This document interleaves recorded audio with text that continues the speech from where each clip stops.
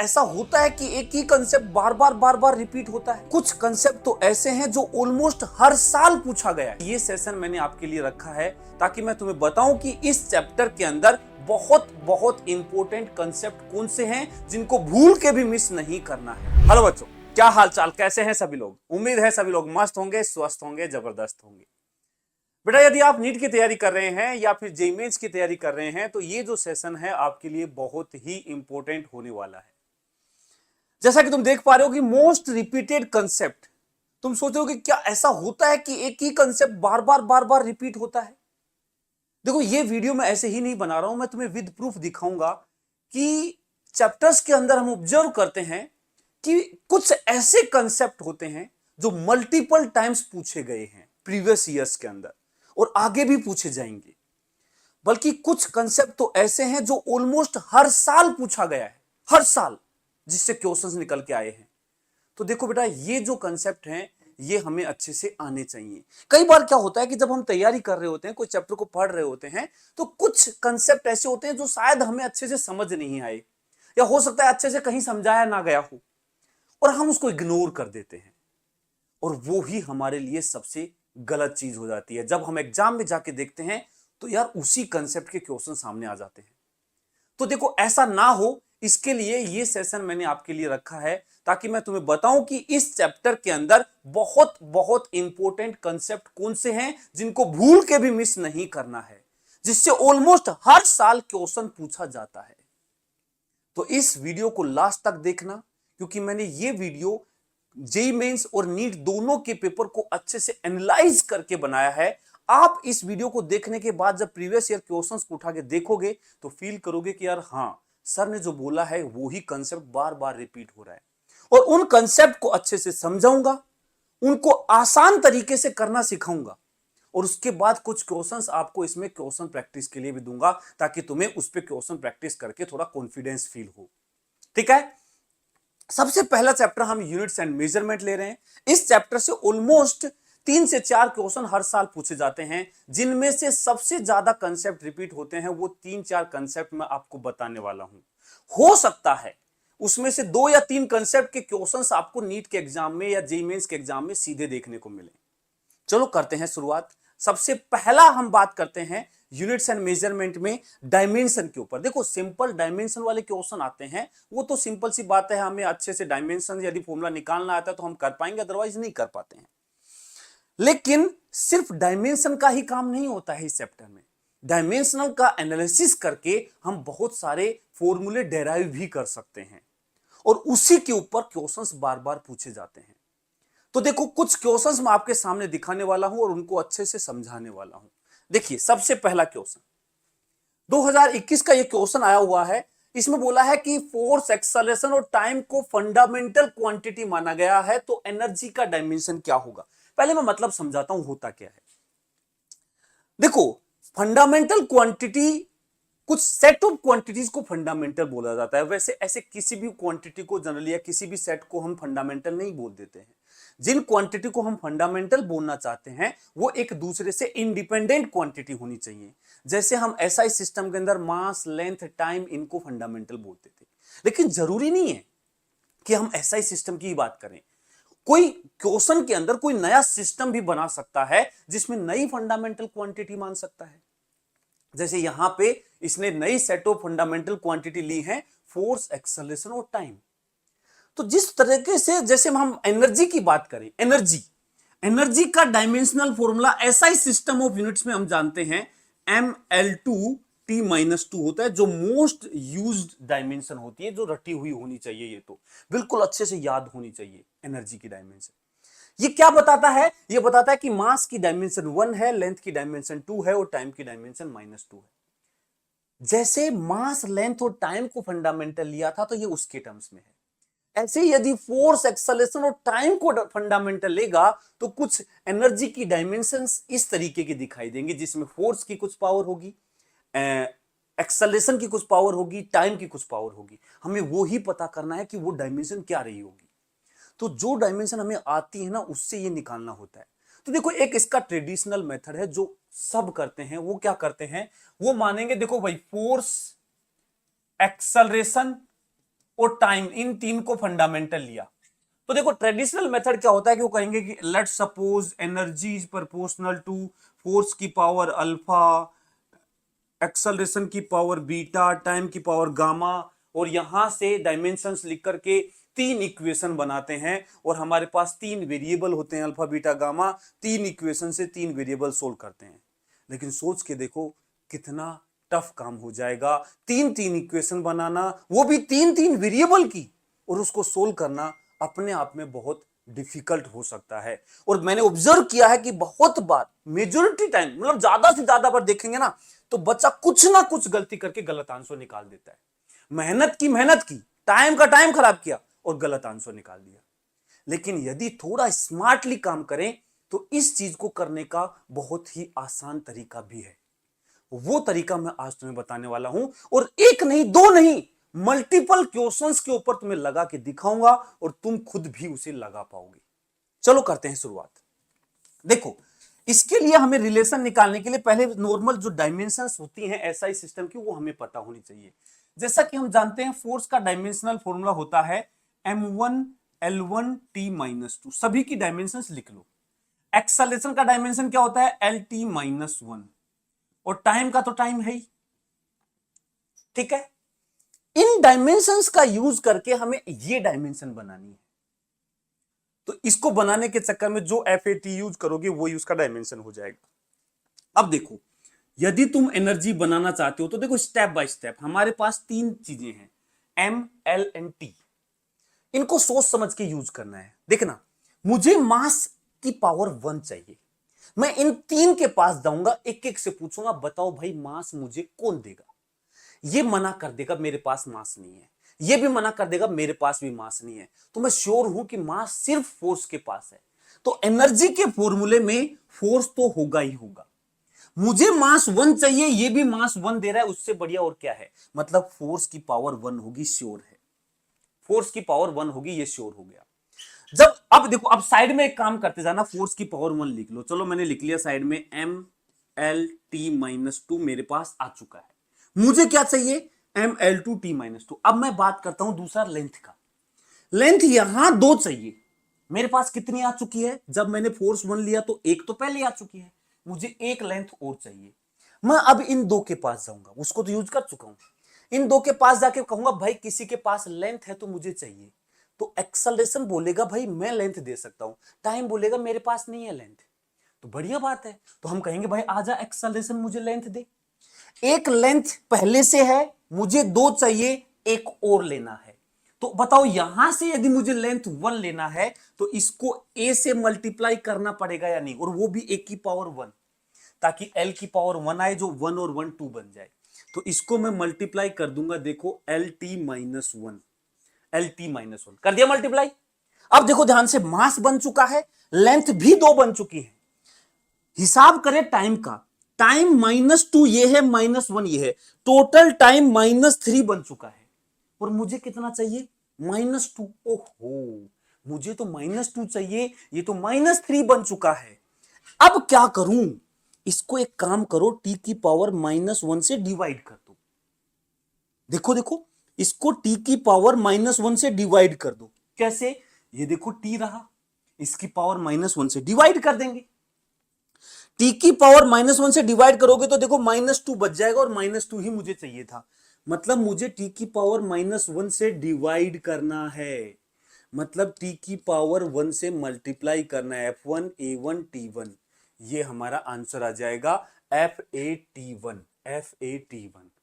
यदि उससे भी सोल्व करोगे तो यही आएगा। तो देखो कुछ नहीं किया मैंने, फोर्स की डायमेंशन, लेंथ की डायमेंशन और t ऊपर +1, तो -1 +1 मैनेज हो गया, और ये ML2T-2 बन गया। तो इस तरीके से देखो, बिना मैंने कोई इक्वेशन सोल्व किए, सिर्फ दिमाग लगा करके ये कर लिया।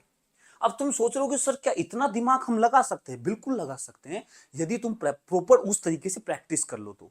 पहले एक एक चीज को पकड़ो, एक एक चीज को, पहले मास को बैलेंस किया, फिर लेंथ को बैलेंस किया, फिर टाइम को बैलेंस किया। इस तरीके से अपने आप ही तुम आंसर पे पहुंच जाओगे।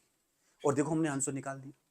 अदरवाइज 3 इक्वेशन बनती, 3 वेरिएबल सोल्व करते, और मैं जानता हूं मैक्सिमम टाइम गलत हो जाती है, कैलकुलेशन कुछ ना कुछ मिस्टेक हो जाती है। बोल मजा आया नहीं आया? चल अब देख और करते हैं, क्या ये कंसेप्ट बार बार रिपीट होता है, देखते हैं। ये देखो 2017 में भी ऐसा क्वेश्चन पूछा हुआ है। मैंने कुछ क्वेश्चंस उठाए हैं, मैंने प्रीवियस ईयर से सारे क्वेश्चन नहीं उठाए, कुछ क्वेश्चंस उठाए हैं जिसमें ये पूछे गए हैं, और भी ऐसे क्वेश्चंस मिलेंगे तुम्हें। देखो ये क्वेश्चन पूछा था, बोल रहा है physical quantity of the dimension of length that can be formed. कुल मिला के मुझे लेंथ की डायमेंशन बनानी है, ठीक है, out of C, G and this. तीन चीजें ली। सी के बारे में बता रहा है स्पीड ऑफ लाइट है। क्या होता है स्पीड ऑफ लाइट का डायमेंशन? LT-1। दूसरा क्या है? G, gravitational constant. याद होगा कैसे निकालते हैं इसका dimension? F is equal to GM1 M2 upon R square. तो जी का डायमेंशन आता है F into R square upon M square.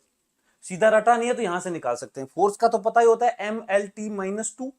M को डिवाइड करोगे M2 से तो यह आएगा M-1, और L एक इसमें, दो ये आएंगे तो L3T-2। ये जी का डायमेंशन आता है, ठीक है। नहीं पता है तो हमें निकालना आना चाहिए, साइड में छोटा सा एक निकाल के रख लो। तीसरा है E स्क्वायर अपॉन 4πε0। बहुत अजीब सा लग रहा है ये, पर कोई बात नहीं, टेंशन मत लो। ये कुछ जाना पहचाना नहीं लग रहा, ये कुछ जाना पहचाना नहीं लग रहा। ये एक प्रकार से लिखा हुआ है के ई स्क्वायर, मतलब के क्यू स्क्वायर। देख रहे हो, के हो गया 1/4πε0 into Q square. K Q square upon R square, ये फोर्स होता है। के Q1 Q2 by are square, यही तो फोर्स होता है। Q1 Q2 बन गया E का चार्ज। तो ध्यान से देखो, ये लिखा हुआ है, ये वाली चीज। तो यार ये तो एफ आर स्क्वायर आ जाएगा या नहीं आ जाएगा? यहां से आर स्क्वायर जो है इधर ले आओगे, एफ आर स्क्वायर। मतलब इसका डायमेंशन वो होगा जो एफ आर स्क्वायर का होगा। एफ क्या है? MLT-2। MLT-2। आर क्या है? लेंथ का स्क्वायर। तो देखोगे ये टोटल क्या बन जाएगा, इधर लिख लो, ये बन जाएगा M1 L3 T-2। ठीक है। जल्दी से एक बार वीडियो पॉज कर, दोबारा से सी, जी और ई स्क्वायर अपॉन 4πε0 की डायमेंशन निकाल। जल्दी से एक बार खुद से कर। देखो जब तक कॉपी पेन लेके तू नहीं बैठेगा तब तक तेरे को ये चीजें दिमाग में नहीं घुसने वाली है। तो तेरे को रफ कॉपी और पेन लेके बैठना है और जो मैं बोलता हूं वो करते जाना है, ठीक है। ये तीनों के डायमेंशन निकालने पड़ेंगे तेरे को। अब खेल शुरू होता है, अब खेल शुरू होता है। देखो ये तो एक फंडामेंटल चीज है, ये डायमेंशन तो हमें आनी चाहिए। अब देखो क्या क्वेश्चन पूछ रहा है, physical quantity of the dimension of length. मुझे इन तीनों का यूज करके लेंथ बनाना है। लेंथ, सोचो लेंथ कैसे बना सकता हूं, सोचो। लेंथ बनाने का मतलब है ना मुझे मास चाहिए ना मुझे टाइम चाहिए, मुझे सिर्फ और सिर्फ लेंथ चाहिए, वो भी 1। ये करना है अपने को। अच्छा, मास नहीं चाहिए? हाँ, मास नहीं चाहिए। ये तो मास देता भी नहीं है, ये देता है और ये देता है। ये मास माइनस में 1 देता है, ये मास प्लस का 1 देता है। यदि मुझे मास नहीं चाहिए तो इतना तो दिमाग में क्लिक कर रहा होगा, इन दोनों को मल्टीप्लाई करना पड़ेगा। ये 1 और ये -1 भाग जाएगा। बोल, तो इसका मतलब फॉर्मूले में कहीं ना कहीं जी के साथ मल्टीप्लाई होगा ई स्क्वायर अपॉन 4πε0। इन दोनों को मल्टीप्लाई करना पड़ेगा। चलो एक बार साइड में कर लेते हैं, कोने में कोपचे में जाएंगे, इन दोनों को मल्टीप्लाई करेंगे। M-1 M+1 भाग जाएगा, यहां से आएगा L3 और यहां से भी L3। देख रहे हो, 3 और 3 L6 हो जाएगा। T-2 T-2 T-4 हो जाएगा। जैसे इन दोनों को मल्टीप्लाई किया, ये डायमेंशन बन गई, मास तो गायब हो गया। अब बात करते हैं, मुझे लेंथ चाहिए, मुझे टाइम नहीं चाहिए। टाइम को हटाने में सी हेल्प करेगा। भाई इन दो का काम हो चुका है, इन दो में अब कोई छेड़खानी नहीं करनी है। इन दो का काम जो था वो निपट चुका है मास से। अब मैं लेंथ की, टाइम की बात करता हूं। यार टाइम मेरे पास -4 आया दोनों को मल्टीप्लाई करने में, मुझे टाइम -4 हटाना है तो T-4 से डिवाइड करना पड़ेगा। और इसमें T-4 कब आएगा? जब तू इसको C की पावर 4 से डिवाइड करेगा। सोच, इसकी पावर 4 कर, डिवाइड कर, पावर 4 करेगा तो L की पावर 4 और T की पावर -4। देखिए अपने आप हट जाएगा। तो C की पावर 4 किया, लेकिन इसके बाद फाइनली सोल्व किया तो मेरे को रिजल्ट मिला L स्क्वायर। क्या तुझे L स्क्वायर चाहिए था या L चाहिए था?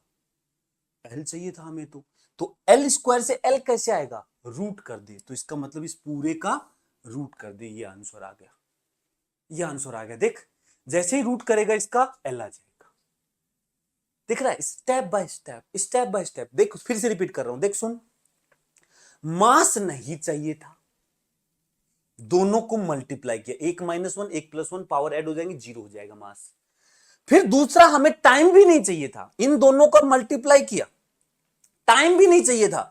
टाइम हटाने के लिए देखो टी, यहां इन दोनों को जब मल्टीप्लाई किया था तो टी -2 -2 -4 हो चुका था, ये -1 देता है तो मैंने इसकी पावर 4 से डिवाइड कर दिया, तो देखो सी की पावर 4 से डिवाइड कर दिया, टाइम भी हट गया। लेकिन पूरा सोल्व करा के लेंथ की पावर 2 आई, मुझे तो -1 चाहिए थी, तो 1 करने के लिए इसको पूरे को क्या कर दिया, रूट कर दिया। तो बताओ आंसर क्या आया, जी और ये अपने मल्टीप्लाई में होना चाहिए, जी और ये मल्टीप्लाई में है और रूट भी है, और सी की पावर 4 का नीचे सी स्क्वायर आएगा, नीचे सी स्क्वायर आएगा, जी और ये मल्टीप्लाई में है, रूट भी है, नीचे सी स्क्वायर आएगा, आंसर डी आएगा। यदि तू प्रैक्टिस कर लेगा, यदि तू कुछ क्वेश्चंस ऐसे लगा लेगा, तो ये काम तू तुरंत तुरंत करने लग जाएगा, तेरे को इक्वेशन बनाने की जरूरत ही नहीं पड़ेगी। इक्वेशन बनाएगा समय लग जाएगा, गलत भी होने के चांस है, और इससे कभी गलत नहीं होगा, और बहुत इजीली मजे मजे में आंसर आएगा। चल और करते हैं, और प्रैक्टिस करते हैं। कॉन्फिडेंस तब आएगा जब इसके हम कई क्वेश्चन करेंगे, बहुत है, टेंशन मत ले। ये देख, ये 2016 में पूछा है, ये 2017 का था ना, हाँ, और ये 2016 का है। अब देखो क्या कह रहा है, बोल रहा है Planck's constant, speed of light in vacuum और न्यूटन्स ग्रेविटेशनल कांस्टेंट, जी, एच और सी तीन चीजें हैं, ठीक है, तीन चीजें हैं, 3 फंडामेंटल कांस्टेंट है। विच of the following combination of these has the dimension of length, इनमें से लेंथ का डायमेंशन कैसे बनेगा। ओहो, सोचो यदि हमें वैसे करना होता तो हम क्या करते, हम कहते लेंथ की डायमेंशन निकालनी है, ये आएगा जी की पावर अल्फा, एच की पावर बीटा, सी की पावर गामा, फिर 3 इक्वेशन बनाते, उन तीनों इक्वेशन को सोल्व कर। 3 वेरिएबल की इक्वेशन सोल्व किए कभी, पसीने आ जाएंगे, पसीने, 3 वेरिएबल की इक्वेशन सोल्व करने में। करके देखें, विश्वास नहीं तो इसको करके देखना, पता लग जाएगा कि ये नीट में कैसे आ गया ये क्वेश्चन। लेकिन नीट में स्मार्ट जो बच्चा होता है वो देखो अब कैसे करेगा, देखो ध्यान से हम कैसे करेंगे। एक है एच, प्लैंक्स कांस्टेंट होता है एम वी आर, तो इसका डायमेंशन हो जाएगा एम, वी हो गया एल टी -1, आर करेंगे तो ये L2 हो जाएगा, ये तो हो गया एच। स्पीड ऑफ लाइट, ये बताइए तुरंत तुरंत लिखने आने चाहिए, LT -1, जी न्यूटन्स ग्रेविटेशनल कांस्टेंट, जी अभी लिखा था अपन ने, क्या आया था, M -1 L3 T -2, यही आया था। इन तीनों का यूज करके और मुझे बनाना है लेंथ, लेंथ बनाना है। हो जाओ शुरू, वीडियो को पॉज करो, एक बार ट्राई करो और देखो क्या आंसर तुम बना पा रहे हो। बस जो मैंने बताया वो चीजें करो, फिर मैं समझाऊंगा। वीडियो को पॉज करके इसको सोल्व करें एक बार, करें। अब देखो, पहली बात, मुझे लेंथ चाहिए ना, मुझे मास चाहिए ना, मुझे टाइम चाहिए। मैं मास से शुरुआत करता हूं। ये तो कह रहा है मैं मास देता ही नहीं, कोई बात नहीं, पड़ा रहने दो। अभी ये M1 देता है, M -1 देता है, वापस से वही सेम सिचुएशन बन गई। मास नहीं चाहिए तो मुझे H और G को मल्टीप्लाई करना पड़ेगा, H और G को मल्टीप्लाई करना पड़ेगा, श्योर है। ये दोनों तो मल्टीप्लाई में आएंगे, डिवाइड में नहीं आ सकते। वैसे देखा जाए ना, ये गलत, ये गलत, 2 ऑप्शन ही बचे। देखो सिर्फ छोटी सी चीज सोची है मैंने, सिर्फ छोटी सी, कि ये दोनों मल्टीप्लाई में आएंगे, कॉमन सी बात है। मास नहीं चाहिए तो हटाना है, तो सीधे 2 ऑप्शन गायब, सिर्फ 2 ऑप्शन बचे। चलो पूरा सोल्व करते हैं, हम तो आंसर तक सोल्व करेंगे, ऐसे तुक्का नहीं लगाएंगे कि इन 2 में से एक लगा देंगे, नहीं, आंसर तक सोल्व करते हैं। H और G मल्टीप्लाई करना, कर दे, इन दोनों को मल्टीप्लाई कर दे, M1 M -1 भाग जाएगा, L2 L3 टोटल बन जाएगा L5। लेंथ की पावर, जब 2 चीजों को मल्टीप्लाई करेंगे तो पावर ऐड हो जाएंगी, T -1 T -2 T -3 बन जाएगा। मुझे लेंथ चाहिए, मतलब टाइम नहीं चाहिए, टाइम हटाना है। सोचो क्या करूं, टाइम -3 है, हटाने के लिए यूज करना है अब सी को, तो हटाने के लिए -1 -3, तो मैंने सोचा यार -3 नीचे आ जाए तो मजा आ जाए, -3 नीचे आ जाए तो मजा आ जाए, हट जाए, तो ले आना, इसकी क्यूब कर दे, L का 3 आएगा, उसके साथ T का -, अकेला T नहीं आएगा, साथ में L भी आएगा, इसका क्यूब होगा, इसका भी क्यूब, दोनों आएंगे। देखो तो इस पूरे का क्यूब करोगे तो L3 T -3, तो क्या किया तूने, इस सी क्यूब से डिवाइड कर दिया, सी क्यूब से डिवाइड कर दिया, देख ये टी हट गया, रिजल्ट क्या आया? क्या एल आया? नहीं, एल स्क्वायर आया, एल स्क्वायर आया।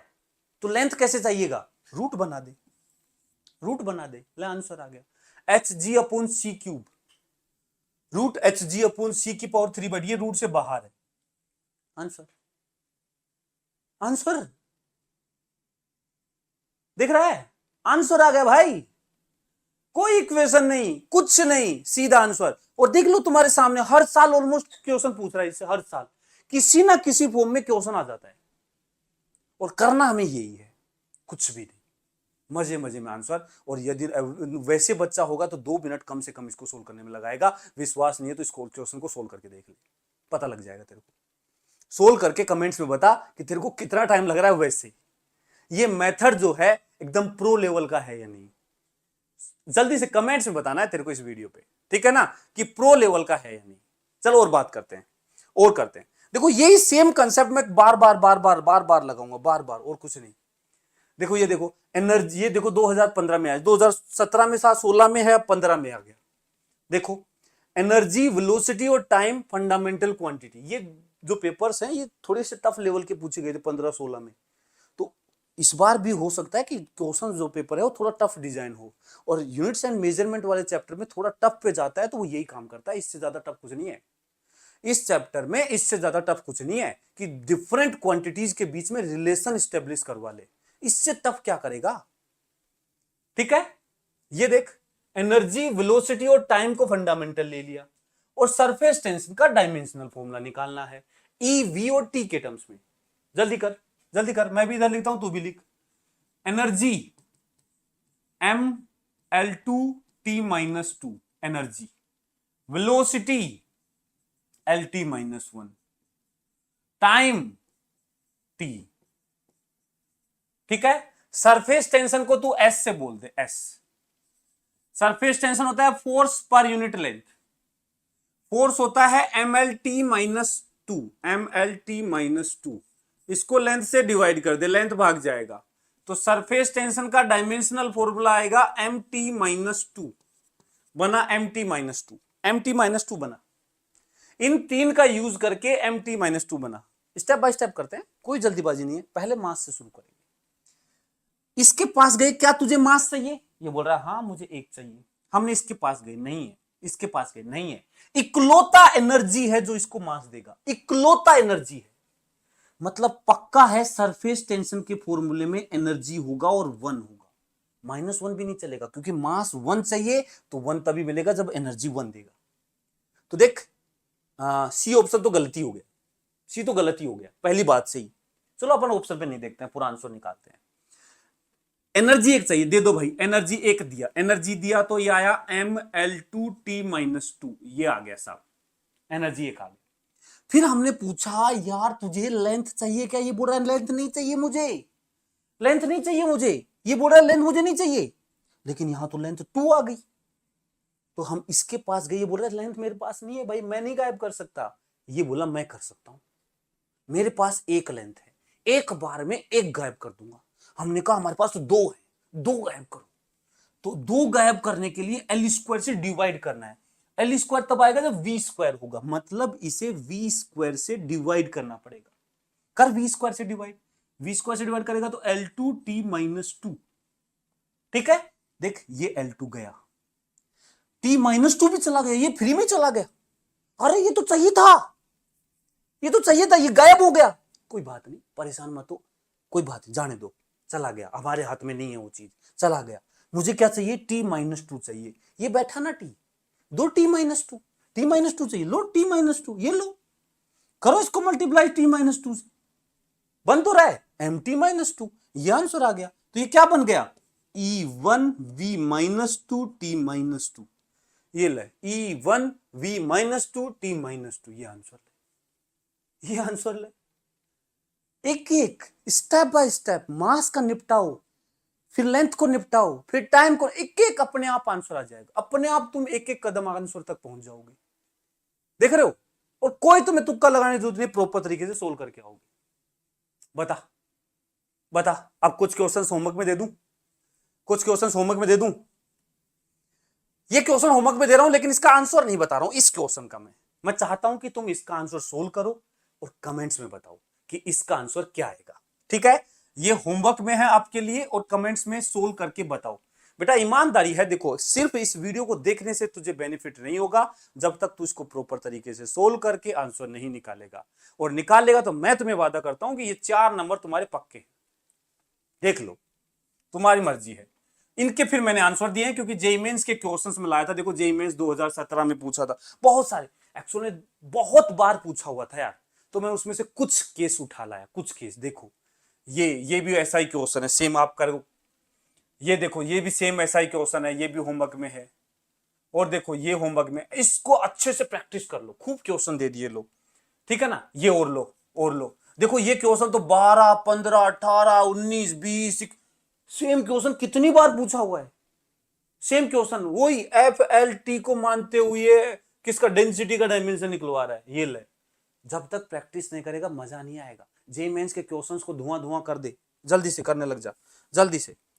चल एक ये क्वेश्चन मैं समझाता हूं थोड़ा सा अलग, क्योंकि लैंग्वेज थोड़ी अलग है इसकी। करना वही है, करना वही है। देखो बोल रहा है कि P एक क्वांटिटी है जो कि है रेडिएशन प्रेशर, C एक क्वांटिटी है स्पीड ऑफ लाइट और Q एक क्वांटिटी है radiation energy striking a unit area पर सेकेंड। जो भी है PQR 3 क्वांटिटी है। Then non zero integers XYZ की वैल्यू बताओ जिससे कि ये डायमेंशनलेस हो जाए। देखो क्वेश्चन की लैंग्वेज बिल्कुल ही अलग, मतलब समझ रहे हो, ये चाह रहा है कि कुछ XYZ का कुछ इसके साथ खेल खेलो कि ये डायमेंशनलेस क्वांटिटी आए। पसीना पसीना आ जाएगा यार, क्या करें। अब सोचो यार, मुझे क्या हवा में, मुझे क्या सपना आएगा इसकी पावर क्या करूं कि डायमेंशनलेस बन जाए।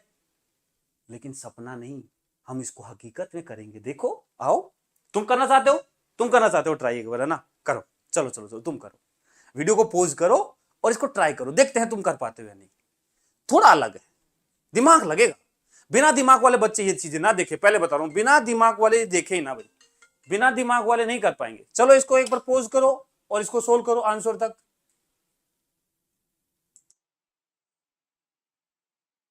चलो अब हम करते हैं, हम करते हैं इसे। देखो P क्या है, रेडिएशन प्रेशर।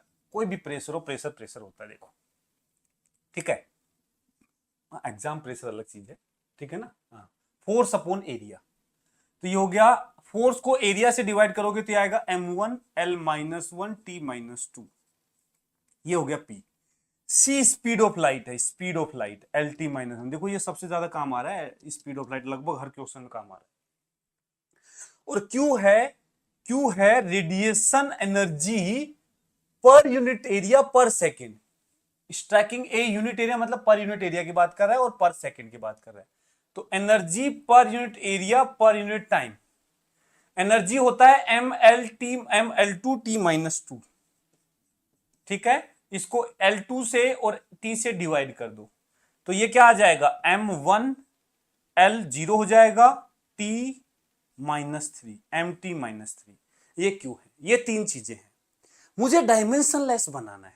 क्या बनाना है, डायमेंशनलेस। सोचो डायमेंशंस गायब कर दिए सारी, मतलब ना मुझे मास चाहिए, ना मुझे लेंथ चाहिए, ना मुझे टाइम चाहिए, ऐसा रिलेशन इनमें बनाना है।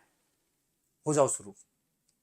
ये मास एक रखता है, पहले मास का निपटाएंगे। देखो ये मास एक रखता है, ये मास ये भी एक रखता है, दोनों मास एक एक रखते हैं।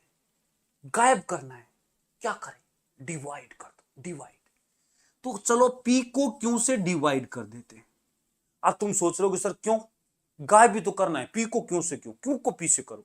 दोनों पॉसिबिलिटी हैं, दोनों हो सकते हैं। देखो जब डायमेंशन लेस बनाएंगे तो जो हमारा रिजल्ट आएगा उसका उल्टा भी रिजल्ट होगा, क्योंकि डायमेंशन लेस को कोई फर्क नहीं पड़ रहा। तो P ओपन Q भी कर सकते हैं, Q ओपन P भी कर सकते हैं, उससे कोई दिक्कत नहीं। ऑप्शन के हिसाब से ही हमें जाना पड़ेगा। दोनों को डिवाइड करो, करो भाई, दोनों को डिवाइड करो। मास से मास हट जाएगा, L-1, देखो L-1 T-2 और नीचे क्या आएगा T-3। मास तो हट गए, देखो ये M1 था, ये M1 था, ये दोनों हट गए। अच्छा अच्छा, ये M1 अच्छा नहीं लग रहा है यार मुझे, पर लिख देते हैं, बस MM लिख देते हैं, दोनों को हटा देते हैं। तो कुल मिला के L-1 T-2 और T-3। अब मुझे इसको थोड़ा सिंप्लीफाई कर लूं, थोड़ा सा सिंप्लीफाई कर लेते हैं। ये हो जाएगा L-1 T-3 ऊपर आएगा +3 -2, तो ये बचेगा -1 नीचे आके ऊपर +1 बन जाएगा। L-1 T1 बचेगा। कुछ दिख रहा है, कुछ दिखा? ये L-1, मुझे लेंथ नहीं चाहिए, मुझे तो कुछ नहीं चाहिए, मास लेंथ टाइम कुछ नहीं, मास तो हट चुका है, लेंथ भी नहीं चाहिए। सोचो लेंथ -1, ये लेंथ 1 दे रहा है, डिवाइड करने से काम नहीं चलेगा। यदि तुम लेंथ से डिवाइड करोगे तो गायब नहीं होगी, मल्टीप्लाई करना पड़ेगा इसको। मल्टीप्लाई कर दे LT-1 से, तो अपने आप देखेगा लेंथ भी गया और टी भी गया, सब कुछ गया। मतलब इसको मल्टीप्लाई करना पड़ेगा C से, ये रिजल्ट आ गया। तो क्या बन गया? ये फॉर्मूला बन गया P1Q-1 C1, PQC XYZ। तो यहां से देख सकता है X आ गया 1, Y आ गया -1 और Z आ गया 1। 1 -1 1 1 -1, ये वाला आंसर, ये वाला आंसर हो गया। हाँ, इसका आंसर ये है ना, तो इसका उल्टा भी, मतलब Q/PC वो भी डायमेंशनलेस आएगा। यदि ऑप्शन में होता -1 1 -1 तो वो भी आंसर होता, -1 1 -1 वो भी आंसर होता। डायमेंशनलेस के लिए दोनों पॉसिबल होंगे, PC/Q भी और Q/PC भी, दोनों डायमेंशनलेस होंगे। ठीक है, देख अलग क्वेश्चन था ना, अलग था ना, यही करना है अपने को। और सर, और ठीक है, ये इस टाइप के क्वेश्चंस मैंने होमवर्क में दे दिए। ये कंसेप्ट था, ये थोड़ा सा अलग था, मैंने सोचा कि बता दूं कि ऐसे केसेस में भी इसका यूज होता है। किन्हीं भी कॉम्बिनेशन ऑफ क्वांटिटीज को डायमेंशनलेस प्रूव करना है या कोई डायमेंशन के बराबर प्रूव करना है, तो ये मेथड लगाओ, बिंदास तरीके से तुरंत से आंसर निकालोगे। थोड़ा सा प्रैक्टिस कर लोगे, बहुत अच्छे से ये समझ में आ जाएगा। कभी नहीं भूलोगे, कभी नहीं भूलोगे। ये चीज याद रखने वाली है ही नहीं, ये समझने वाली है, दिमाग वाली है, और दिमाग तो इसके लिए होना ही चाहिए। उम्मीद कर रहा हूं दिमाग तो होगा ही। ठीक है, चल अब दूसरे कंसेप्ट की बात करते हैं। एक कंसेप्ट तो ये हो गया, सबसे ज्यादा रिपीटेड होता है, लगभग हर साल क्वेश्चन पूछता है इससे, और ये टफ पार्ट पड़ता है इसका। यूनिट्स एंड मेजरमेंट में डायमेंशन के खेल में सबसे मुश्किल खेल होता है ये। चल अब आगे करते हैं। दूसरा हम बात करते हैं एरर में। एरर में है ना, सबसे जो रिपीटेड कंसेप्ट जो यूज होता है वो ये होता है कि जैसे कोई भी क्वांटिटी z है, वो x की पावर अल्फा, y की पावर बीटा, कुछ नई चीज होगी, डिवाइड में लिख दो, कुछ भी, वो चलो ऊपर मल्टीप्लाई में है। इस टाइप के क्वांटिटीज में यदि एरर को प्रोपोगेशन निकालना होता है तो हम क्या करते हैं, z में परसेंटेज एरर जो है, पावर को आगे मल्टीप्लाई करते हैं, अल्फा टाइम्स ऑफ x में percentage error plus beta times of y में परसेंटेज एरर। ये कंसेप्ट फ्रीक्वेंटली यूज होता है, फ्रीक्वेंटली, मतलब मोस्ट ऑफ द क्वेश्चंस तुम्हें इस टाइप के मिलेंगे, जब पावर को लाना होता है मल्टीप्लाई में और आगे जो लिखा उसको मल्टीप्लाई करते हैं, उसकी एरर मल्टीप्लाई करते हैं। जैसे हम पहले शुरुआत करते हैं इससे, एक मेटल वायर है जिसका मास कुछ मेजर कर दे रखा है, रेडियस दे रखी है और लेंथ दे रखी है। ठीक है, maximum possible percentage error in the measurement of density. जल्दी से बताओ डेंसिटी क्या होती है? डेंसिटी होती है mass upon volume, mass upon volume. एक ऐसा वायर है जिसका रेडियस है और लेंथ है, तो सिलेंड्रिकल शेप का रहा होगा, रेडियस और लेंथ, सिलेंड्रिकल शेप का, नॉर्मली सिलेंड्रिकल शेप का वायर होता है। तो ये हो गया मास अपॉन सिलेंडर का वॉल्यूम क्या होता है, पाई r स्क्वायर इंटू एल। पाई एक कांस्टेंट है, देखो बिल्कुल सिंपल होता है। अब देखो क्या करना है, यहां से पता चल गया कि रो जो है वो प्रोपोर्शनल है मास की पावर 1, रेडियस की पावर 2 और लेंथ की पावर 1। बस आ गया, सीधा लिखो परसेंटेज एरर इन डेंसिटी, ये आ जाएगा पावर 1 1 ही है तो कोई बात नहीं, परसेंटेज एरर इन मास प्लस पावर नीचे 2 नीचे, प्लस माइनस कुछ नहीं, हमेशा प्लस करेंगे एरर, परसेंटेज एरर इन रेडियस प्लस 1 तो 1 तो कोई दिक्कत नहीं है, परसेंटेज एरर इन लेंथ। ये लो रख दो। परसेंटेज एरर कैसे निकालते हैं बेटा, error upon measured value into 100, ये होता है परसेंटेज एरर। चल इसका बता, मास का, मास है ये, तो ये तो होता है मेजर्ड वैल्यू ये होता है एरर। तो एरर 0.002 अपॉन 0.4 इंटू 100, एक तो ये आ गया, प्लस 2 गुना आर में बता, आर ये है, देख दोनों एमएम में, उससे कोई फर्क नहीं पड़ रहा कि उसको सेंटीमीटर में, मीटर में, एन में बदलो, जरूरत नहीं है, ये भी एमएम में, ये भी एमएम में, जब दोनों को डिवाइड करोगे तो यूनिट हट जाती है। तो ये आएगा 0.001 अपॉन 0.3 इंटू 100, प्लस लेंथ में लिखेगा तो 0.02 अपॉन 5 इंटू 100, ये ले। अब देख इसको सोल्व करने का तरीका बताता हूं, थोड़ा सा मैं तुम्हें मैथमेटिकल ट्रिक्स भी बताऊंगा। देखो इसको सोल्व करने में कुछ लोग क्या है, पहले डिवाइड करने लग जाते हैं। नहीं, जब ये अच्छा भला 100 दे रखा है तो पहले इसको मल्टीप्लाई करके थोड़ा सिंपल बना लो। जब इसको मल्टीप्लाई करोगे तो 2 डेसिमल इधर खिसक जाएगा, तो ये बन जाएगा 0.2 अपॉन 0.4, दोनों में एक एक डेसिमल है, हटा दो डेसिमल, तो ये बन जाएगा 2 अपॉन 4, 2 अपॉन 4 बन जाएगा 1/2%, प्लस ये तो 1/2 बन गया। दूसरा यहां से जब इसको करोगे तो देखो दो, ये किसका तो 0.1/0.3, तो 1/3, तो ये आएगा 2/3%, प्लस, ठीक है 2/3% हो गया, प्लस इसकी बात करें 2 डेसिमल 2/5, ये 2/5%, तो कुल मिला के ये आ गया 1/2 प्लस 2/3 प्लस 2/5। पहले एलसीएम लेना फिर सोल्व करेंगे। एलसीएम लोगे 5 दूनी 10, 5 तिया 15, 5 चौक 20, 5 5 25, 30 आ जाएगा, 30। 2 को 30 से करोगे 15 आएगा, 3 को 30 से करोगे 10 आएगा, 10 इंटू 2 20 हो जाएगा, 5 6 30, 6 दूनी 12, 20 30 40 47/30,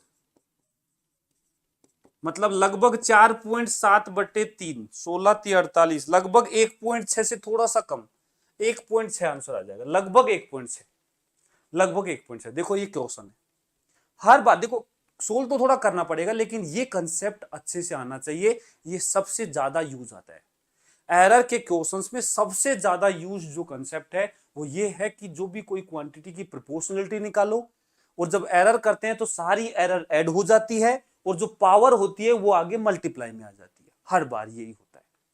जैसे और क्वेश्चंस दिखाऊं, ये देख, ये देख, इस बार तो फॉर्मूला दे ही रखा है, x दे रखा है a की पावर 2, b की पावर 1/2, c की पावर 1/3, d की पावर 3।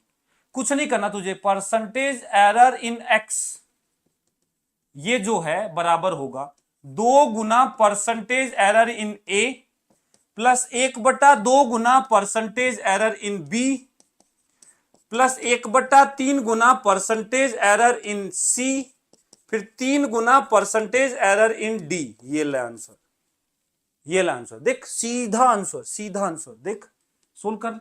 2 गुना ए में दे रखा है 1%, 1/2 गुना बी में दे रखा है 2%, 1/3 गुना सी में दे रखा है 3%, 3 गुना डी में दे रखा है 4%, 4 तिया 12, 12 और 1 13, 13 और 1 14, 14 और 2 16, 16% आंसर। ये ले 16% आंसर। बता अब इस चीज के तेरे को 4 नंबर मिल जाएंगे, और क्या लेगा, और क्या लेगा भाई, एक सिंपल प्लस माइनस करने के तुझे 4 नंबर मिल जाएंगे, तो क्या चाहिए और। ठीक है, तो बहुत ही इंपॉर्टेंट चीज है ये कंसेप्ट बार बार आता है। ठीक है, चाहे नीट की बात कर लो, चाहे जी मेंस की बात कर लो, बार बार आता है। ये देखो 2013 में फिर से वही सेम पूछा हुआ है, ये होमवर्क में है आपके लिए, करोगे खुद से और आंसर कमेंट में बताओगे। जिसका आंसर मैंने नहीं लिखा है कुछ क्वेश्चंस का, वो इसीलिए आसान लेवल के क्वेश्चन से सोल्व करके तुम आंसर कमेंट में बताओगे, ताकि मैं देखूं कि तुम लोगों ने एक्चुअल में मेहनत भी की है या नहीं, या सिर्फ मैं ही मेहनत करके खत्म हो गया बस ये बात। सिर्फ देखने से भला नहीं होगा, देख के करोगे तब भला होगा। ठीक है, एक ये लो, इसका आंसर लगाया है, देखो देखो क्वेश्चंस, देखो ये भी करो, AIPMT 2008 में पूछा हुआ क्वेश्चन है। ठीक है, और ये देखो जेईई मेंस में पूछा हुआ क्वेश्चन है, इसका आंसर मैंने लगाया है। ठीक है, ये क्वेश्चंस आपके लिए होमवर्क में है। 2 कंसेप्ट हो गए। अब बात करते हैं तीसरा। आज के टाइम में जो सबसे पहले, या तो बहुत पहले क्वेश्चंस आते थे इसके, या अब देख रहा हूं कुछ पिछले सालों से जेईई मेंस और नीट दोनों में सिग्निफिकेंट फिगर का क्वेश्चन बहुत आने लग गए।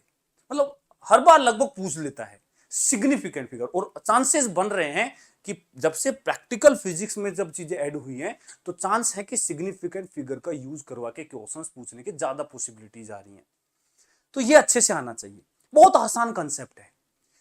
पहले तो सबसे पहले इसके लिए पता होना चाहिए कि एक नंबर पे सिग्निफिकेंट फिगर कैलकुलेट कैसे करते हैं। तो कंसेप्ट बड़े सिंपल है, सारे पॉइंट्स को मैंने एक ही जगह नोट डाउन किया हुआ है, ध्यान से पढ़ते हैं। सारे नॉन जीरो नंबर, जो भी नॉन जीरो नंबर है सिग्निफिकेंट में काउंट होता है, ठीक है। बात खेल सिर्फ जीरो की है। अब जीरो कई टाइप से मिल सकता है, नॉन जीरो तो सिग्निफिकेंट में होगा ही होगा। यदि मैं बात करूं जीरो की, तो बेटा दो नॉन जीरो के बीच में कहीं जीरो फंसा हुआ हो, कहीं दो नॉन जीरो के बीच में जीरो फंसा हुआ हो तो वो सिग्निफिकेंट फिगर में काउंट होता है। जैसे एग्जांपल से बताता हूं, 2004 कितने सिग्निफिकेंट फिगर है? 4 सिग्निफिकेंट फिगर है, दो नॉन जीरो के बीच की जीरो काउंट होंगे। जैसे लिखूं 2.01 कितने सिग्निफिकेंट फिगर हैं? 3 significant figure.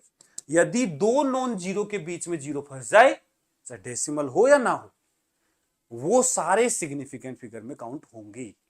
Next, trailing zero. Trailing मतलब लास्ट में जीरो।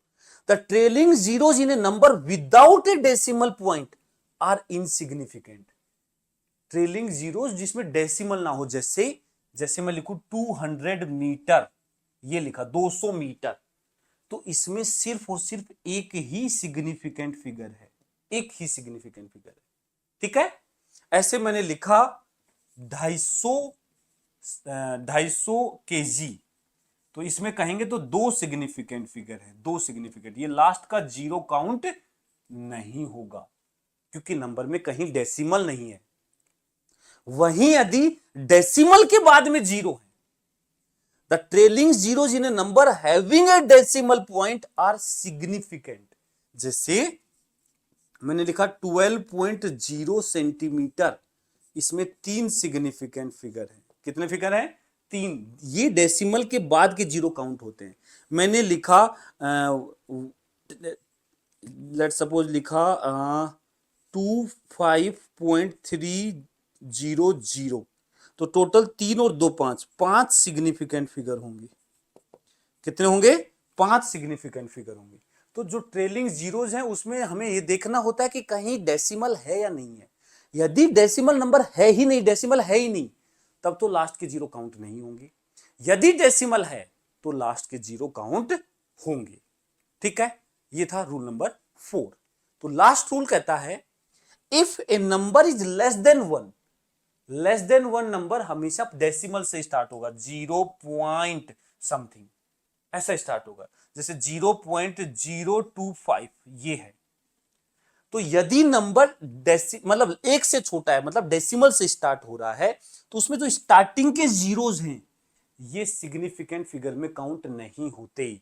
तो ये सिर्फ 2 सिग्निफिकेंट फिगर रखता है, ये सिर्फ 2 सिग्निफिकेंट फिगर रखता है।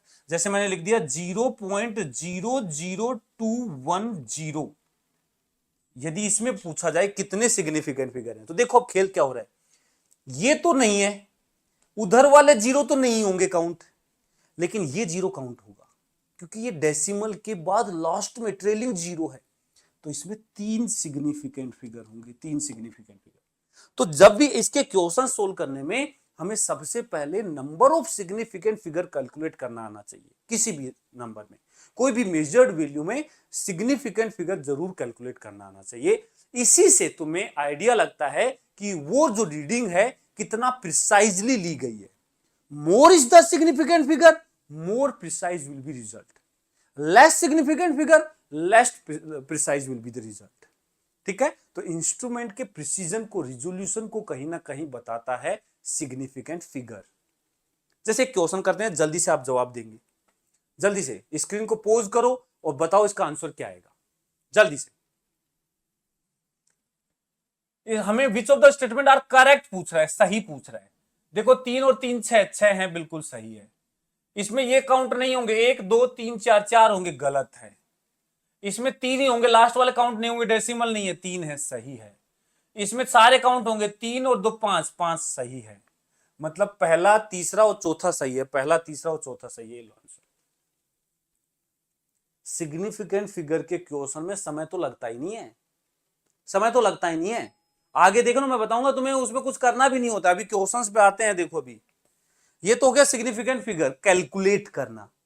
अब इसका यूज देखो, यूज क्या होता है एक्चुअल में। क्या होते हैं, जैसे मान लो हम कोई भी कैलकुलेशन, जैसे मान लो एरिया निकालना है, एरिया निकालने के लिए मैं उस रेक्टेंगल का लेंथ निकालूंगा और उस रेक्टेंगल की विड्थ निकालूंगा और दोनों को मेजर्ड वैल्यू को मल्टीप्लाई करके एरिया निकालूंगा। तो लेंथ और विड्थ, इन दोनों की मदद से जब मैं एरिया कैलकुलेट करूंगा तो एरिया में सिग्निफिकेंट फिगर कितने होंगे उसकी कैलकुलेशन कैसे करें। तो देखो दो कंसेप्ट बता रहा हूं, एक लगेगा मल्टीप्लाई करें या डिवाइड करें। तो जब दो नंबर को मल्टीप्लाई करते हैं डिवाइड करते हैं सेम कंसेप्ट लगेगा। एक होता है नंबर को ऐड करें या सब्ट्रैक्ट करें, उनमें भी सेम कंसेप्ट लगेगा। जब दो नंबर को मल्टीप्लाई किया जाता है, जब दो नंबर को मल्टीप्लाई किया जाता है तो हम देखते हैं कि दोनों के सिग्निफिकेंट फिगर कितने कितने हैं, इसमें कितने हैं, इसमें कितने हैं। जो फाइनल रिजल्ट होगा उनमें number of significant figure in दोनों में से जिसके पास कम है ना, वो वाला फाइनल के पास होगा।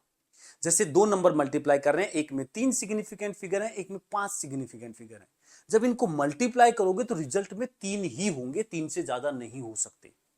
3 से ज्यादा सिग्निफिकेंट फिगर रिजल्ट में नहीं होंगे। ऐसे यदि एडिशन और सब्ट्रैक्शन की बात करें, एडिशन और सब्ट्रैक्शन की बात करें, जब क्वांटिटीज को ऐड करते हैं सब्ट्रैक्ट करते हैं, उसमें नंबर ऑफ सिग्निफिकेंट फिगर बदल सकते हैं। वहां खेल होता है डेसिमल का।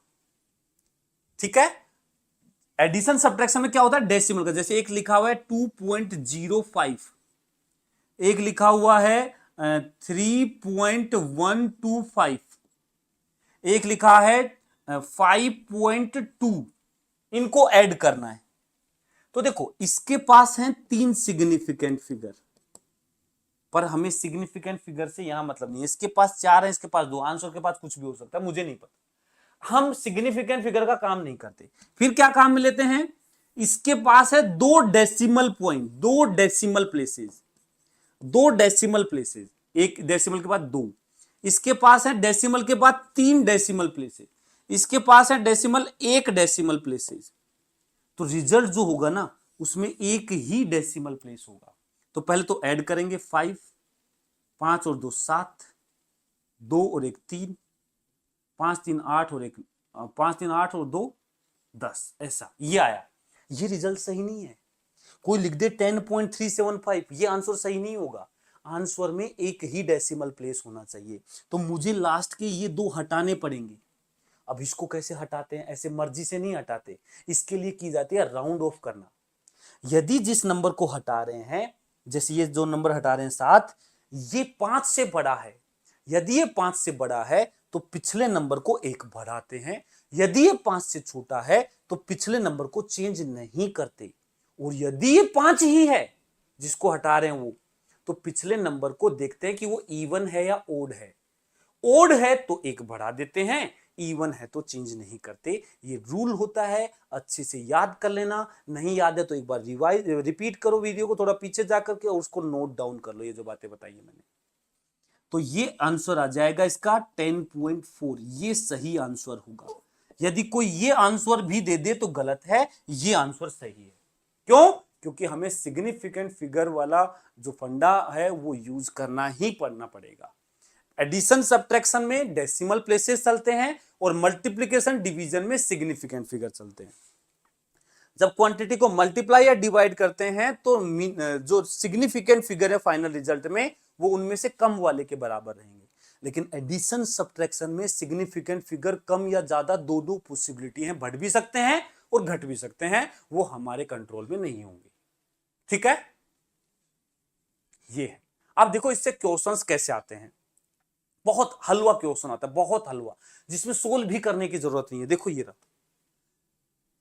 ये नीट 2020 में ये क्वेश्चन आया, देखना। बोला कि taking into account of significant figure what is the value of this. ठीक है, हमें सोल्व नहीं करना, सोल्व करने की जरूरत ही नहीं थी। जब एडिया सब्ट्रैक्ट करते हैं डेसिमल प्लेसेस देखते हैं, 9.99, इसके पास 2 डेसिमल पॉइंट है और ये है 0.0099, इसके पास 4 डेसिमल पॉइंट है, तो मत माइनस करो। इसके पास 2 डेसिमल प्लेस हैं, इसके पास 4 हैं। आंसर में कम वाले होंगे, 2 होंगे। 2 डेसिमल प्लेस देखो सिर्फ इसमें है, ये आंसर होगा। देखो ये क्वेश्चन 4 नंबर का, ये क्वेश्चन 4 नंबर का, फ्री का नंबर। डेसिमल के बाद 2 डिजिट देखा और आंसर किया। इसमें 3 है नहीं, 1 है नहीं, 4 है नहीं, वो आंसर। तुम माइनस करोगे तो हो सकता है तुम्हारा माइनस करने पे ये रिजल्ट आए, लेकिन आंसर फिर भी ए होगा। ये खेल होता है सिग्निफिकेंट फिगर का, तो ये बहुत जरूरी है, ध्यान रखना, अदरवाइज मात खा जाओगे और -1 ले जाओगे। बहुत से बच्चों ने गलत किया, बहुत से बच्चों ने गलत किया, जिसको नहीं आइडिया था सिग्निफिकेंट फिगर का, वो गलत करके आ गए इस क्वेश्चन को, और बल्कि फोकट का नंबर है। और लो, ये रहा 2022 में पूछा था। देखो क्या क्वेश्चन था, एरिया, ये एरिया है, एरिया ऑफ रेक्टेंगुलर फील्ड दे रखा है इतना, एरिया ये दे रखा है। अच्छा सॉरी, एरिया पूछा है, लेंथ दे रखी है इतना, ब्रेथ दे रखा है इतना, तो एरिया जो होगा इन दोनों का मल्टीप्लीकेशन होगा, 55.3 25। मत करो मल्टीप्लाई भाई, इसके पास 2 सिग्निफिकेंट फिगर, इसके पास 3 सिग्निफिकेंट फिगर। आंसर में कितने होंगे, कम वाले। कम कितने, 2 सिग्निफिकेंट फिगर आंसर में होंगे। इसके पास कितने हैं, 4 ना। इसके पास कितने हैं, 5 ना। इसके पास कितने हैं, देखो ये वाला जो नंबर होता है इसमें ये वाला डिसाइड करता है सिग्निफिकेंट फिगर, 2, इसमें 3, ये ले आंसर। बस कोई मल्टीप्लाई नहीं करना, कुछ राउंड ऑफ नहीं करना, कुछ नहीं करना तुम्हें, सिर्फ और सिर्फ सिग्निफिकेंट फिगर काउंट करना आना चाहिए। इसमें 3, इसमें 2, मल्टीप्लाई में कम वाला लेते हैं, कम वाला आंसर आ गया, आंसर आ गया। जैसे एक क्वेश्चन प्रैक्टिस के लिए और कर लेते हैं।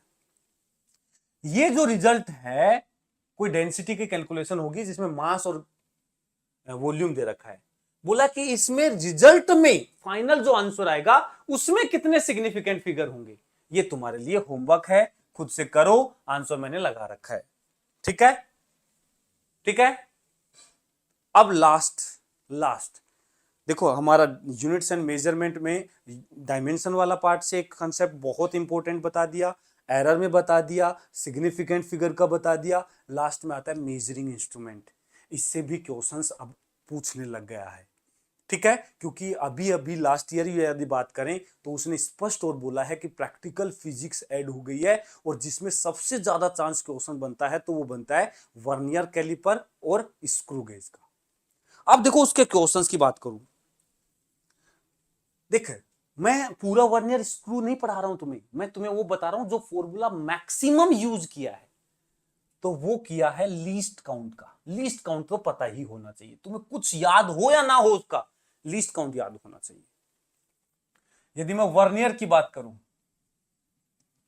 वर्नियर कैलिपर, इसका लीस्ट काउंट का फॉर्मूला होता है 1 MSD माइनस 1 VSD। याद कर लो, नहीं याद है गलती से मान लो अभी तक तो याद कर लो, याद है तो इस पे क्वेश्चंस जरूर लगा लेना, क्वेश्चंस जरूर लगा लेना, क्योंकि सबसे ज्यादा काम आता है ये। MSD होता है मेन स्केल डिवीजन की लेंथ, एक मेन स्केल डिवीजन की लेंथ। VSD होता है एक वर्नियर स्केल डिवीजन की लेंथ। ये लीस्ट काउंट होता है। एक इसका रीडिंग का फॉर्मूला भी याद कर लो, बहुत सिंपल है रीडिंग का। रीडिंग का फॉर्मूला होता है MSR main scale reading plus VSR into least count. जो लीस्ट काउंट निकालो वहां यहां रख देंगे। MSR क्या है, मेन स्केल रीडिंग। जैसे मेन स्केल के ऊपर, अब देखो जिसने वर्नियर अभी तक पढ़ा ही नहीं है बेटा, मैं देखो पहले बताऊं, मैंने इस चैप्टर में, मैंने ये इस सेशन में मैंने बोला था कि पढ़ा हुआ होगा आपके लिए बेनिफिट होगा, समझ लो ना, मतलब आपने पढ़ा ही नहीं है तो ये लेक्चर मैं पढ़ाने के लिए नहीं, ये लेक्चर तुम्हें बता रहा हूं कि मैं क्या चीज इंपॉर्टेंट है, किस चीज पे फोकस करना है, भूलना नहीं, गलती से भी नहीं छोड़ना है। यदि नहीं पढ़ा है तो वर्नियर कैलिपर मैंने पढ़ाया हुआ है, एक बार उस वीडियो से पढ़ के देख लेना, ठीक है, उसमें अच्छे से डिटेल में पूरा वर्नियर कैलिपर पढ़ाया हुआ है।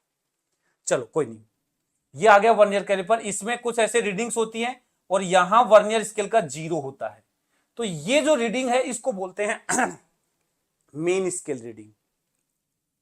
फिर वर्नियर के ऐसे डिजिट होते हैं, किसी एक वर्नियर के डिवीजन जो है मेन स्केल के साथ कोइंसाइड होता है, उसे बोलते हैं VSR। ये लिस्ट काउंट, ये दोनों फॉर्मूले वर्नियर कैलिपर में इंपॉर्टेंट है।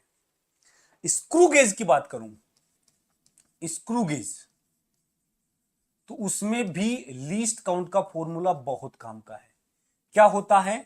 Pitch upon number of circular scale division. Pitch upon number of circular scale division बहुत इंपॉर्टेंट फॉर्मूला है। पिच क्या होती है? देख, स्क्रू गेज में क्या होता है, एक स्क्रू होता है जिसको ऐसे घुमाया जाता है, सर्कुलर स्केल बोलते हैं इसको। तो सर्कुलर स्केल के पूरे एक रोटेशन में जो लेंथ मेन स्केल पे बाहर निकलती है, आगे चलता है, उसको बोलते हैं पिच। एक पूरे चक्कर में मेन स्केल पे जो लेंथ आगे बढ़ती है, इसको पिच बोला जाता है। तो पिच को टोटल सर्कुलर स्केल डिवीजन के नंबर से डिवाइड कर दो, ये लीस्ट काउंट। इससे क्वेश्चन पूछता है, सीधा इस फॉर्मूले से ही क्वेश्चन आता है, सीधा सीधा फॉर्मूले से। ऐसे रीडिंग का भी फॉर्मूला है होने में तो, और वो भी काम आ जाता है। रीडिंग होता है जैसे उसका था main scale reading MSR plus वहां VSR था, यहां CSR है, circular scale reading into least count. ठीक है, क्लियर? लेकिन ये जो दोनों फॉर्मूले हैं, मैं मेनली यहां इसकी बात कर रहा हूं, इसी के क्वेश्चंस में करवाऊंगा लीस्ट काउंट के लिए, क्योंकि बहुत ही आसान चीज है और सबसे ज्यादा बार पूछा जाता है लीस्ट काउंट का। सबसे ज्यादा बार लीस्ट काउंट की बात होती है। देखो कुछ क्वेश्चंस तुम्हारी प्रैक्टिस के लिए लो। ये देखो, एक वर्नियर कैलिपर में 1 mm मार्क बना हुआ है मेन स्केल पर, इसको बोलते हैं मेन स्केल डिवीजन की लेंथ। एक डिवीजन होगा मेन स्केल का, वो 1 mm का है, ये बोला जाता है। अब बोल रहा है 20 equal division on vernier scale, मतलब वर्नियर स्केल के 20 डिवीजन, तो इसको लिखेंगे 20 VSD, which match with 16 main scale division. Match मतलब बराबर है 16 मेन स्केल डिवीजन के। तो ऐसे केस में एक रिजल्ट ये दिया जाता है हमेशा, तो हमेशा यहां से एक VSD की वैल्यू निकालो, हमेशा एक VSD निकालो। ये आएगा 16/20, नहीं सॉरी, हाँ सही है, 16/20 MSD। ये निकाल लिया। अब लगाओ लीस्ट काउंट का फॉर्मूला। तुमसे बोला for vernier calliper least count बताओ। लीस्ट काउंट क्या होता है? 1 MSD में से 1 VSD माइनस कर दो। 1 MSD में से 1 VSD मतलब 16/20 टाइम्स ऑफ MSD माइनस कर दो।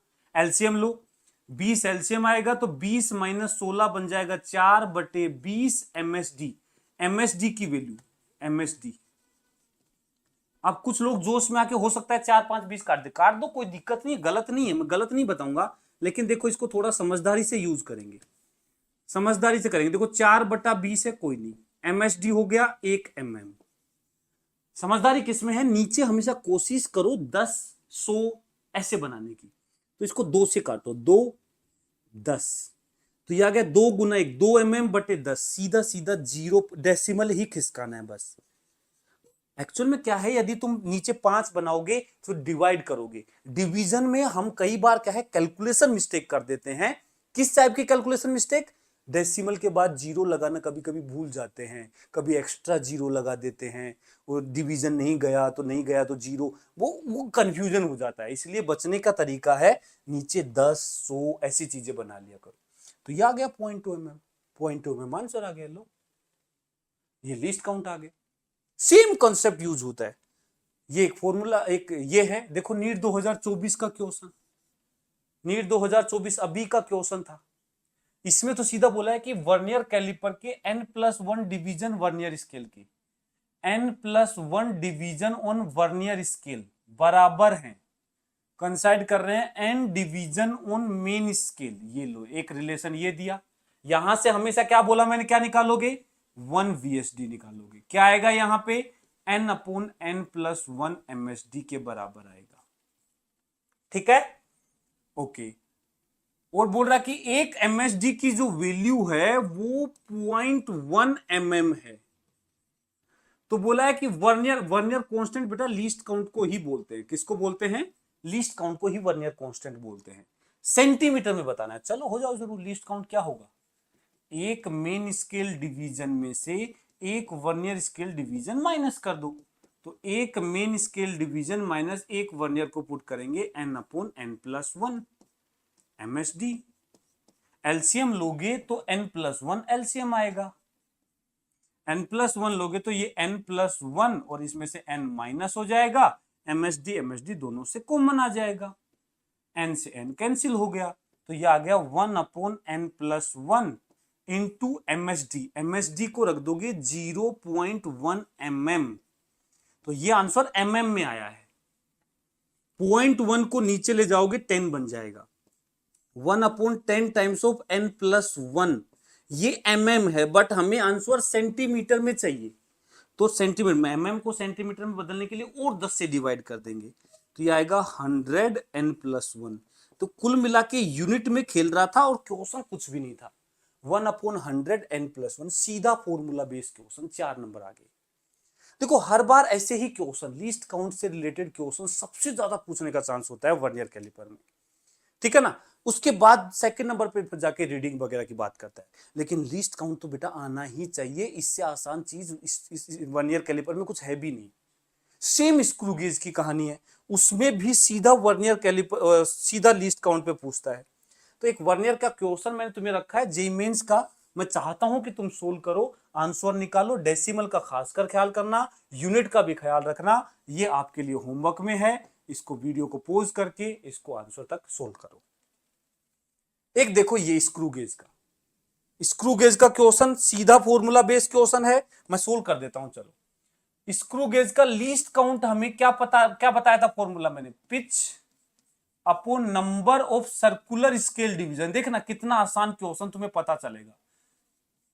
पिच लीस्ट काउंट दे रखा है 0.01 mm, पिच पूछा है, लो पिच पूछा है भाई, और डिवीजन 50 दिए हैं। लो भाई पिच आ गया। देख कितना मुश्किल क्वेश्चन था, 50 गुना 0.1 mm। पहले एक डेसिमल अभी चुपका लो, डेसिमल एक खिसकाना ना, 50 गुना एक होता है 50, एक खिसकाओगे तो 5 mm, ठीक है। 5 mm इसका क्या आ जाएगा, कुछ सॉरी, हाँ 50 गुना 0.1 mm है ना, मैं कुछ गड़बड़ तो नहीं कर रहा हूं। 0.01 mm है, हाँ 01, ये गड़बड़ कर रहे थे। 0.01 mm, तो पहले मल्टीप्लाई करेंगे फिर डेसिमल खिसकाएंगे, तो 50 गुना 1 50 हो गया, 2 के बाद डेसिमल, तो 0.5 mm, ये हमारा आंसर आ जाएगा।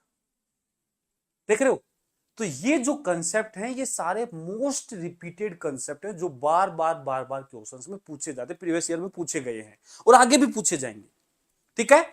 तो कुछ भी इस चैप्टर में तुम्हें पता हो या ना हो, ये सारी चीजें पता होनी चाहिए, ये सारी चीजें पता होनी ही होनी चाहिए। तो ये था यूनिट्स एंड मेजरमेंट के प्रीवियस ईयर का पूरा अच्छे से एनालिसिस। और बेटा यदि आपको अच्छा लगा हो, आपको ये कंसेप्ट अच्छे से समझ में आए हो, तो कमेंट्स में जरूर बताना, और बताना कि कौन से चैप्टर्स के आप इसी तरीके से important concept, most repeated concept चाहते हो, ताकि कहीं भी कोई ऐसी कंसेप्ट तुम्हारे से ना छूट जाए जो नीट के एग्जाम में शायद सीधा क्वेश्चन मिल जाए। हम इसलिए छोड़ दें कि यार ये मेरे समझ नहीं आ रहा, इसको छोड़ देते हैं, एक छोटा सा टॉपिक ही तो है, छोड़ देंगे तो क्या हो जाएगा। लेकिन ऐसा ना हो कि वो नीट में एग्जाम में सबसे ज्यादा काम आने वाली चीज हो। तो यदि आप चाहते हैं, किस चैप्टर का आप चाहते हैं, आप कमेंट्स में बताइए, मैं आपके लिए अगला वीडियो उसी पे लेके आऊंगा। ओके, थैंक यू बेटा, thank you very much, bye bye, Tata.